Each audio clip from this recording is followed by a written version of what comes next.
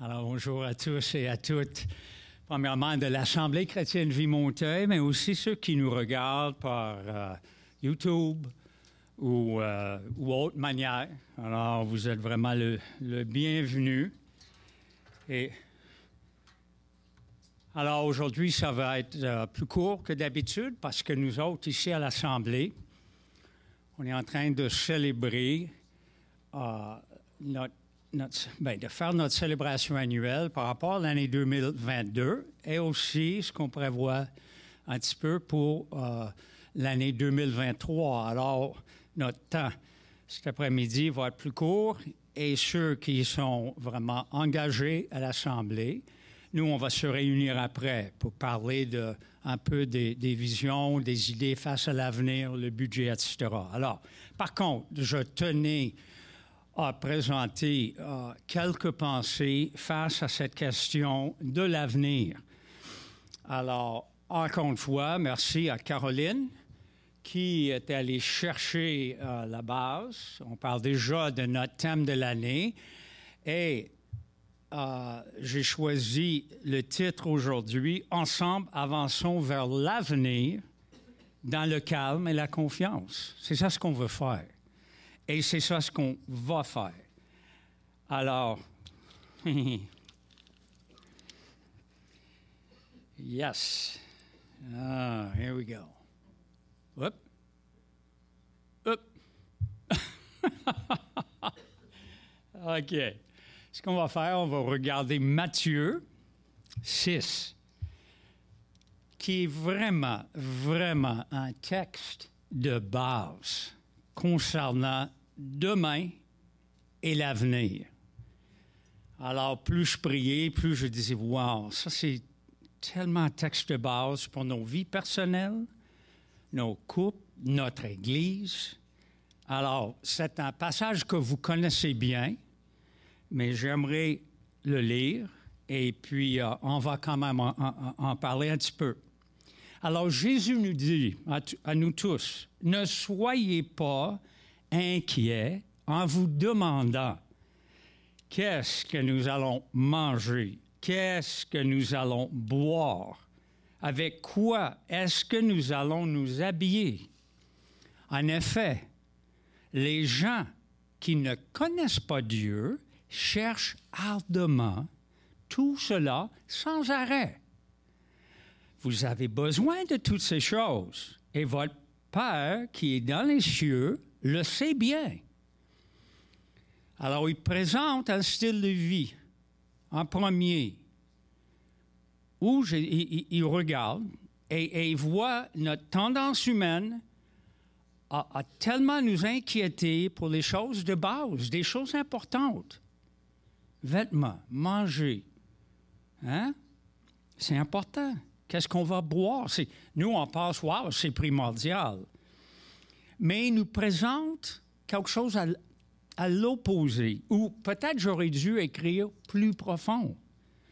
Il dit, cherchez d'abord le règne de Dieu, qui veut dire la gérance de Dieu dans nos vies, sa direction dans notre vie, sa présence manifeste dans notre vie. Alors, cherchez d'abord le règne de Dieu, cherchez à faire sa volonté, et Dieu vous donnera tout le reste. Alors, il conclut. Donc, ne vous faites pas de soucis pour demain ou pour l'avenir. Hein? Demain se fera du souci pour lui-même. La fatigue, la peine, le souci, d'aujourd'hui suffit. Est-ce vrai? Suffit pour aujourd'hui.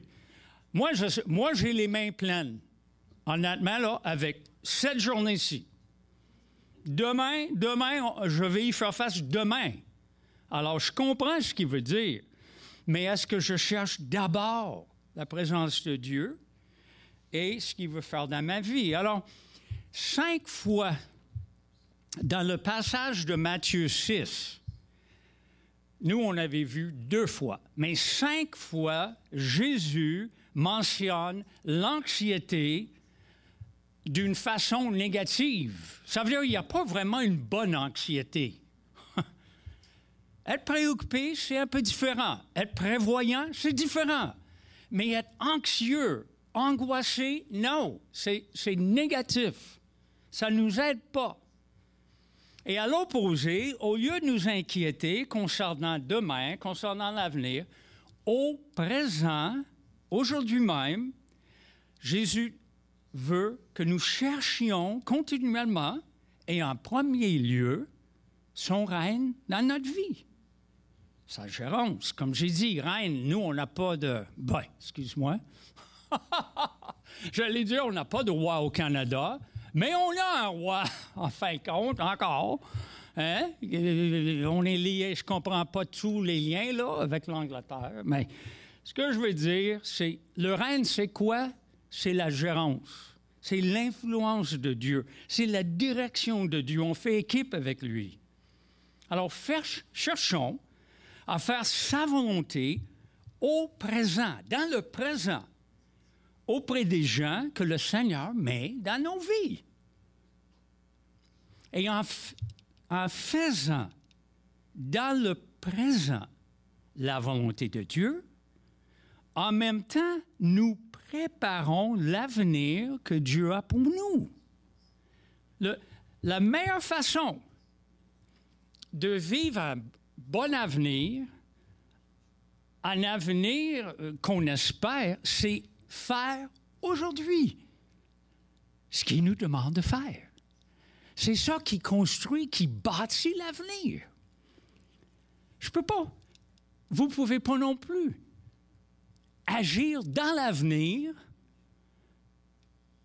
Vous êtes pris avec aujourd'hui. Je suis pris avec aujourd'hui. Mais si je vis maintenant, cet après-midi, ce soir, le plus possible, rempli de l'Esprit de Dieu, marchant avec lui, je suis en train de bâtir demain et le lendemain. La simplicité m'épate. Sérieux, c'est simple. C'est simple. Et c'est puissant.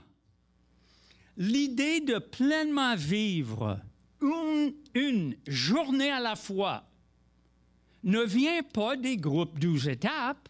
Ils s'en servent. C'est ça ce qu'ils disent, hein? 12 étapes. Une des étapes, je vis une journée à la fois. C'est pas venu non plus par tous ceux qui crient à haute voix « Carpe diem, carpe diem ». Ça veut dire saisir la journée. Saisissons la journée. C'est beau comme slogan.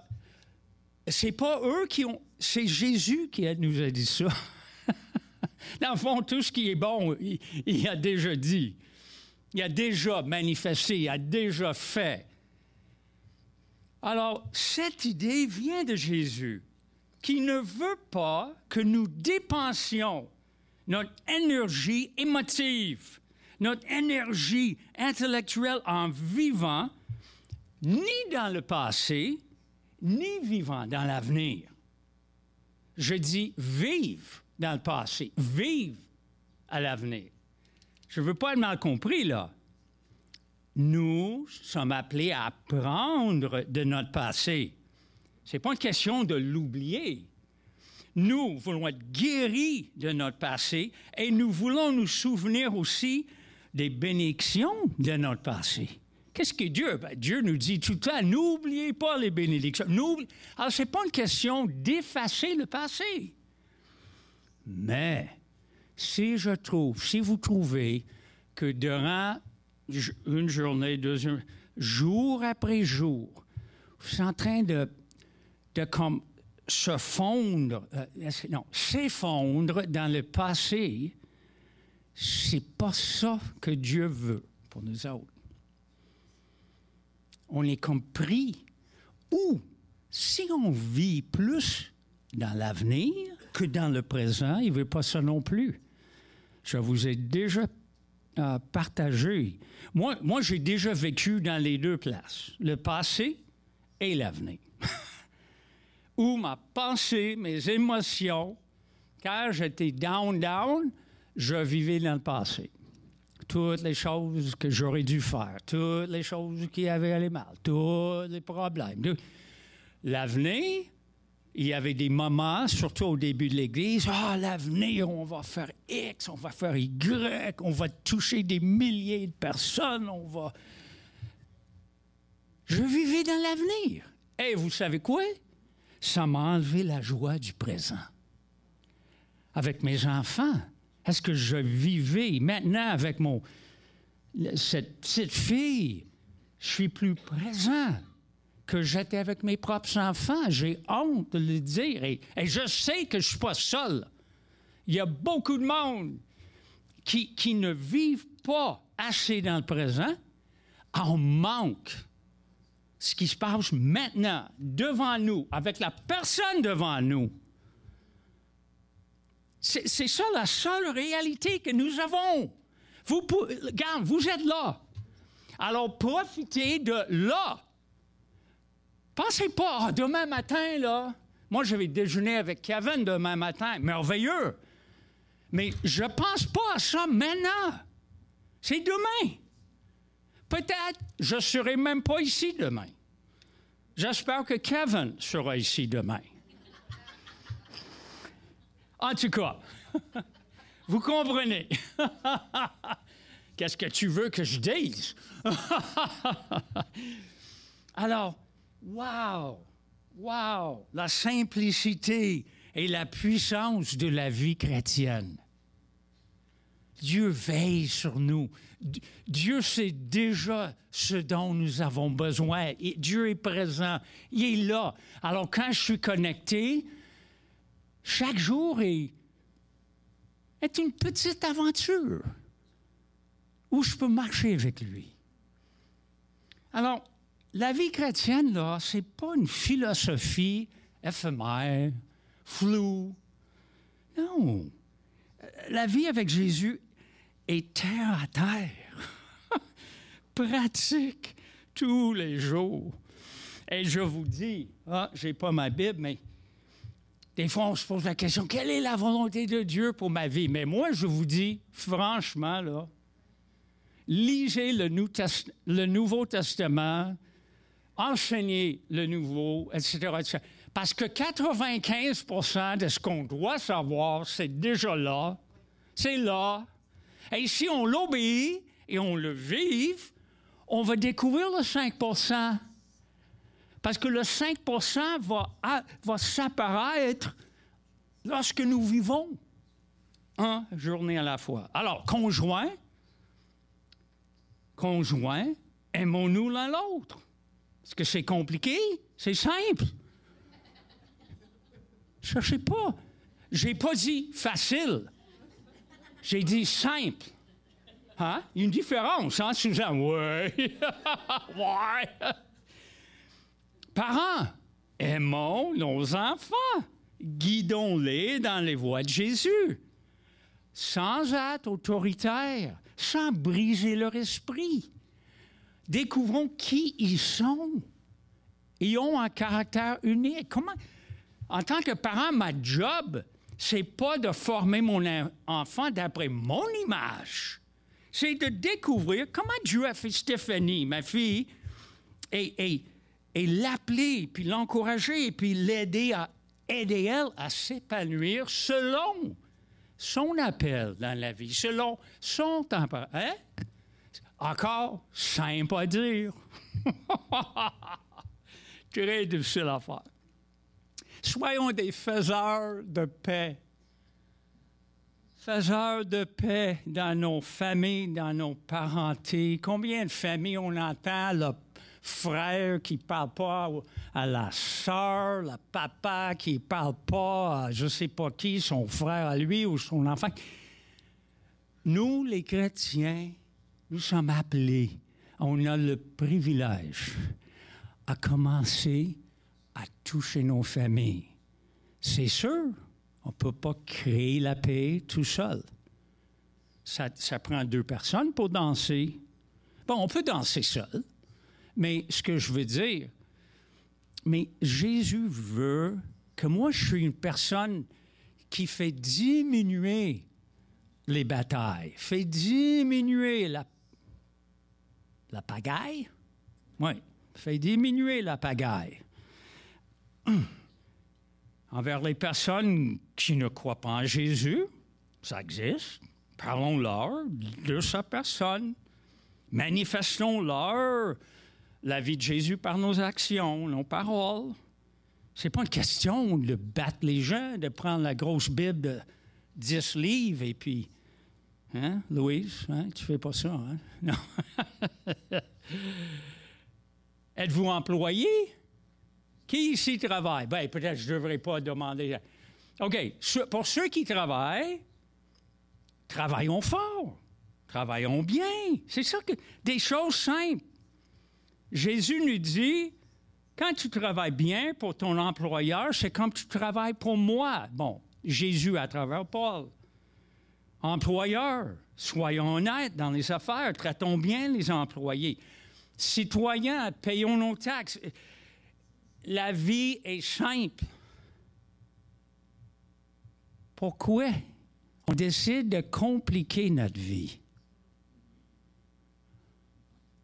En regardant trop loin ou en étant lié avec un grand boulet puis chaîne à mon passé. Présent. Alors, lorsque nous vivons une journée à la fois, focusés sur ce que Dieu veut aujourd'hui, nous allons voir que nous construisons un passé, un présent et un avenir de plus en plus alignés avec Dieu et avec une vie abondante. Parce que chaque jour que je marche assez bien avec Dieu, ça veut dire que hier, quand j'ai marché pas pire avec Dieu, je commence à bâtir un passé qui est beaucoup moins pénible, beaucoup moins de douleur parce que j'ai marché avec lui. Alors, j'ai bâti, oui, merci Nancy. OK. Ça aussi, les conjoints sont supposés de faire. Faire signe. C'est bien. OK. Est-ce que vous voyez à quelque part? Peut-être, peut-être pas. En tout cas. Oh! Malheureusement, j'avais eu une diapo des Ukrainiens, mais je l'ai mis... C'est pas là-dessus? Non. Oh bon. Anyway, j'avais... Alors, et notre Église, c'est pareil. Alors, je ne vais pas me tarder dessus. Notre Église, c'est pareil, OK? Vivons cette assemblée, nos relations, la louange, l'enseignement, l'échange, les Zooms, vivons pleinement chaque rencontre, chaque jour, chaque dimanche. Alors, je vous dis, je sais qu'il y a une dizaine de personnes, exemple, aujourd'hui, que j'aurais aimé voir. Mais je sais qu'ils ont leur vie. Je sais, il y a 2 en vacances, il y en a un autre là. Moi, j'apprends à vivre pleinement le jour présent avec les gens présents. Merci d'être présent. Sérieux. Mais j'apprends ça. Comprenez-vous? J'aimerais bien qu'Yves et Catherine soient là. Bien, qu'est-ce que ils ne sont pas ici. Et je comprends pourquoi. Je vis le présent avec ceux qui sont présents. Ça marche bien, ça. Sinon, je vous oublie, vous, et je... Ah oui, mais lui n'est pas là. Oh, il aurait dû entendre ça. Tellement un beau prêche. Oh, ce chant était pour X qui n'est pas ici. Non. Non. Non. Ici, ceux qui sont là, on vit ensemble. Hallelujah. OK. On termine. Est-ce que ça veut dire que je n'ai pas le droit de planifier?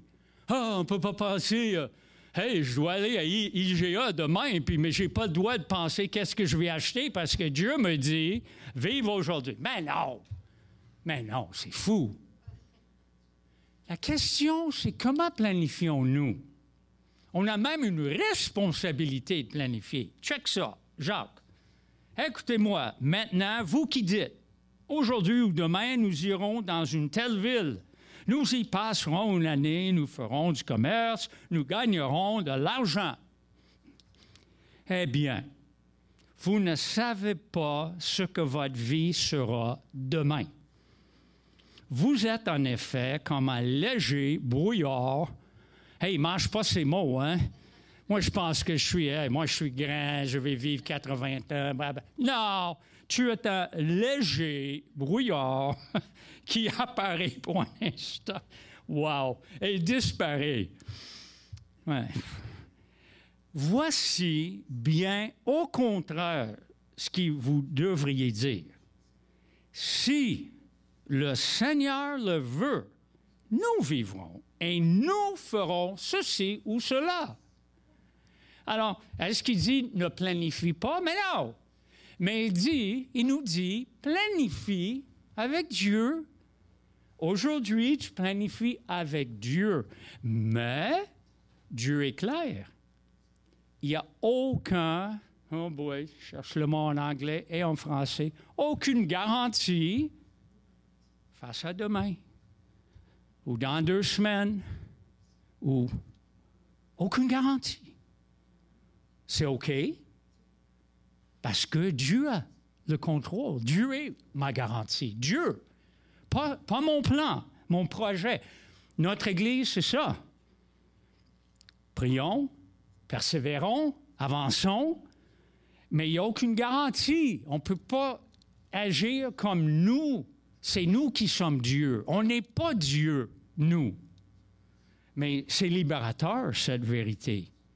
Alors, termine, banque, face à l'avenir. Alors, 2 choses. Dans le bleu, l'idée de Matthieu 5. Ne pas nous inquiéter. Au contraire, vivons pleinement le présent, cherchant quotidiennement la présence et la volonté de Dieu. Qu'est-ce que notre Père nous dit? Donne-nous aujourd'hui notre pain de ce jour. C'est la même idée. On deal avec Dieu, mais on deal par rapport à aujourd'hui.